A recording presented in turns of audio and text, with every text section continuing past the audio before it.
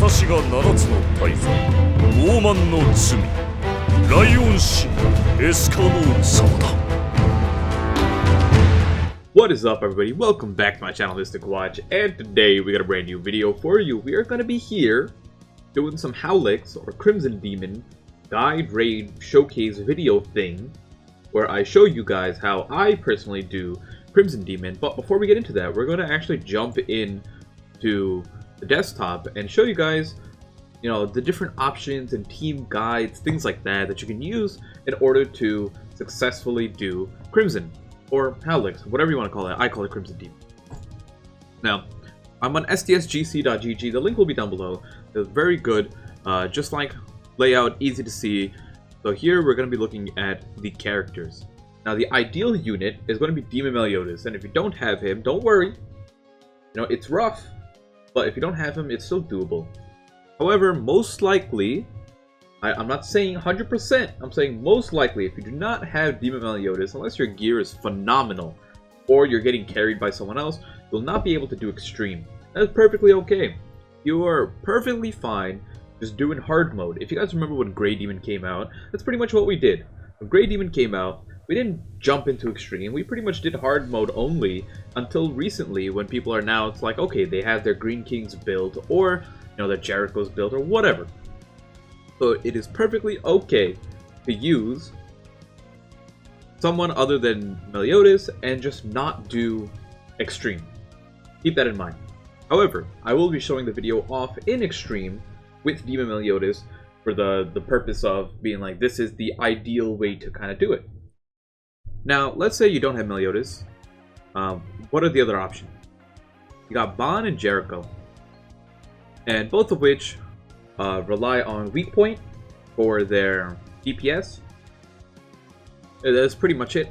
There's nothing else to it. Bon is just decent because he's red and he has weak point, and Jericho crits a lot. That's the main thing. I've made plenty of videos on Jericho showing her off. Her ultimate is a massive nuke. And then Bon, on the other hand, doesn't have that strong of an ultimate, but just being able to have someone else apply a debuff and then have him attack, he does a lot of damage that way. That's really all it comes down to. These are going to be your DPS if you happen to have them. Technically, I consider Jericho free to play because she's in the coin shop. So there is technically a free to play option in terms of going about it. But besides that, what are the ways you really want to do this? Let's say you do have Demon Meliodas. You want to go Meliodas, Gother, Hellbrum, Kain, and then the other person ideally goes Gil Thunder. And you want to go for the 3-turn nuke, where every single turn, you just eliminate one of the bars of health. It is not that easy, but it is a very quick way to go about it. Requires some RNG. The issue is, because we are so new to this game, the game's lifespan hasn't been that long, our total, you know, our gears aren't that good, and it makes it hard to survive multiple turns in Extreme.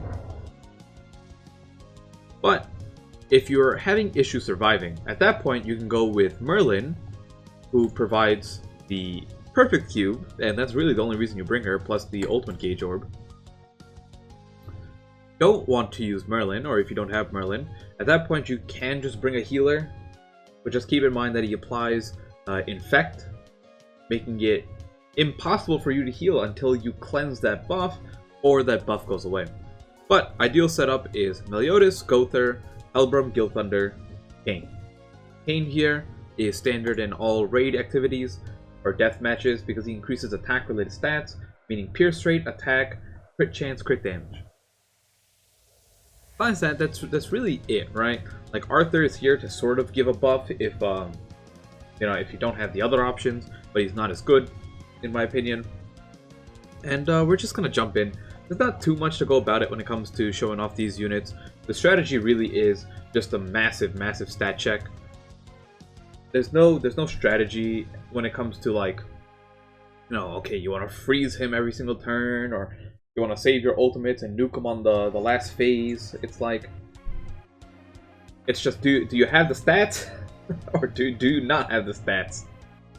So let's jump back into here, and I'm going to let's see, the food I'm going to run in particular, I tend to run gold food, but for here, just for this video, we will run crit chance food.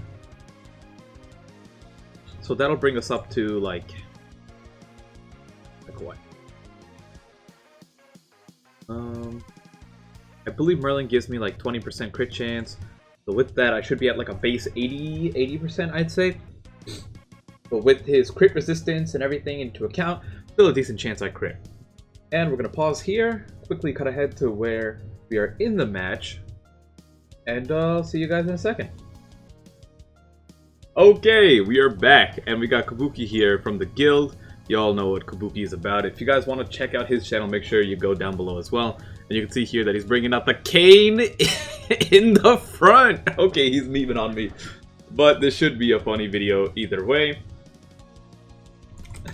Now, the general strategy is Demon Meliodas, if you do have him, you're going to just stack ignites.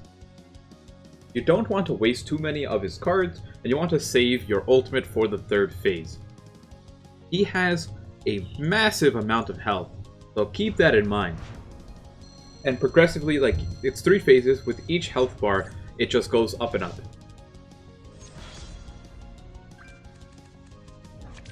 Ooh.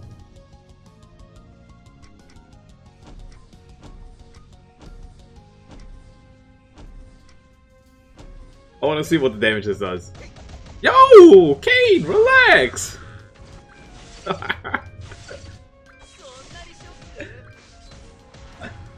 Oh my god. So, usually what we do here is we just waste our cards until we get a level 2 Gother.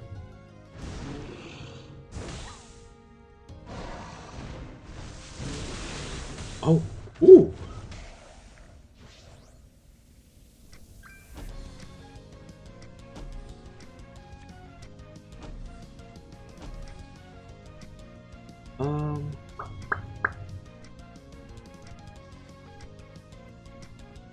Screw it.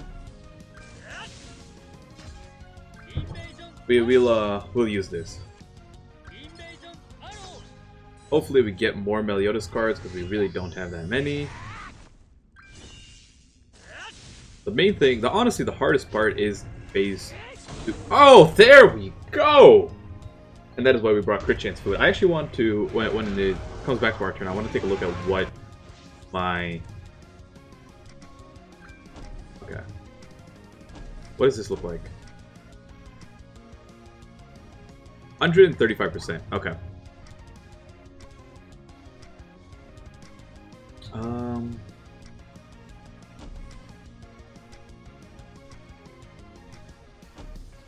Yeah, let's do that.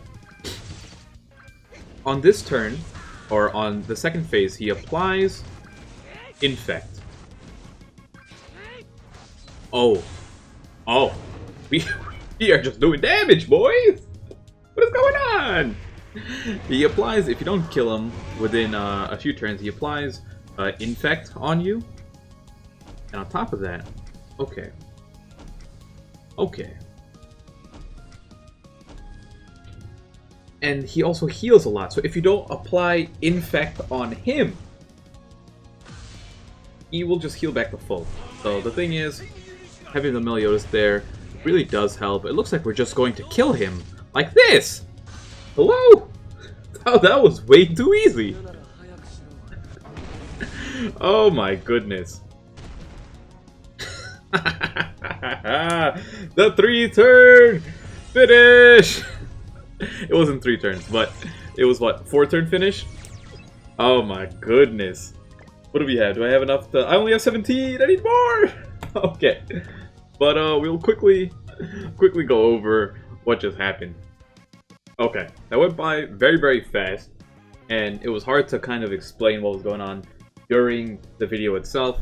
So what I'm going to be doing now is, now that we did the raid, we're going to quickly go over what actually just happened and how you can kind of replicate that.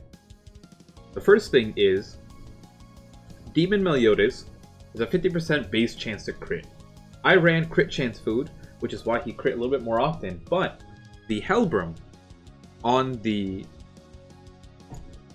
that I was using on my team gives 30% attack related stats, making my crit chance go up to, what was that?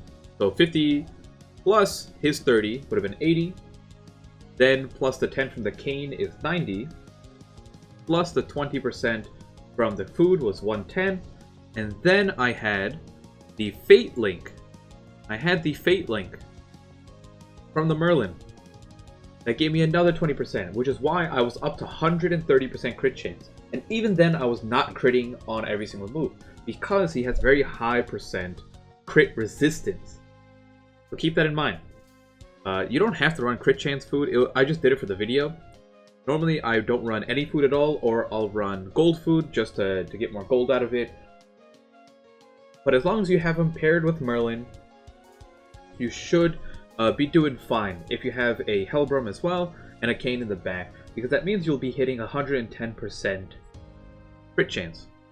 Now, in terms of Meliodas' moves, if you do happen to have him, and you will end up having him because he'll be in the coin shop, the way you go about it is you always want to Ignite first.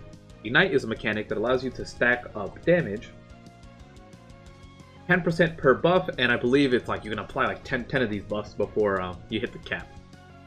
You can stack these on for a very, very long time. And they last for a while. Like, level 1 is 3 turns, 4 turns, and 5 turns. It lasts for a while. So Ignite, and then of course, Blaze Burst applies the Infect. This is more important on Phase 2. Phase 2 is where he heals a lot, and eventually, if you don't kill him fast enough on Phase 1, he will also heal. But the main thing is getting this Infect on him on Phase 2, so he does not heal. That is the key. Besides that, on Phase 3, it is very hard to nuke him down because he has a lot of health. So unless you have buffs on from Hellbrum and Guild Thunder, you will not one-shot him. And even then you still might not one-shot him because it took both me and Kabuki's double ultimates to kill him. Now keep in mind, the one thing I wanted to go over is that on his final phase, after the first turn, he will remove all of the debuffs that are placed on him. So if you cannot kill him in one turn, please wait a turn to apply debuffs. That is the key. Wait a turn to apply debuffs and then go in with the ignites and everything. Because if you waste all your moves on that first phase, on the first turn of that third phase, you will not kill him if you do not have the damage to one-shot him. And remember, weak point requires a debuff. So please, please don't use this move thinking it'll do a lot of damage. This does almost no damage, okay? It does almost no damage without a debuff on. And you can do it off of a level 1 Ignite, or, off of an Infect. Simple as that. Just remember, you're ordering, Ignites come first, then Infect for more damage, and, weak point after a debuff. That's really it. That's pretty much what I wanted to go over. Like I said, the strategy that me and Kabuki used were, he just had Kane there for the memes, but Kane still worked just fine. It was the double Gother with the Hellbrum Guild Thunder to stack the damage, rank each other's cards up, and then continuously kill the boss in one turn. That is the way that we traditionally do it on JP as well. So that's gonna be it for now. Guild Thunder is technically, he's an SR unit, shouldn't be too hard to get him. Hellbrum is technically a free-to-play unit, you can get him from the SR shop. Gother, if you didn't get him, it's gonna be rough, stick to hard. Otherwise, just go with, you'll get him from the coin shop in 2 weeks. But stick to hard if you don't have him, really, and the same thing with not having Meliodas. If you do have all these units, go ahead, take on the challenge of Extreme, and see how far you get. That's going to be it for now. Hopefully you guys enjoyed the video, and I'll see you all next time. Peace out.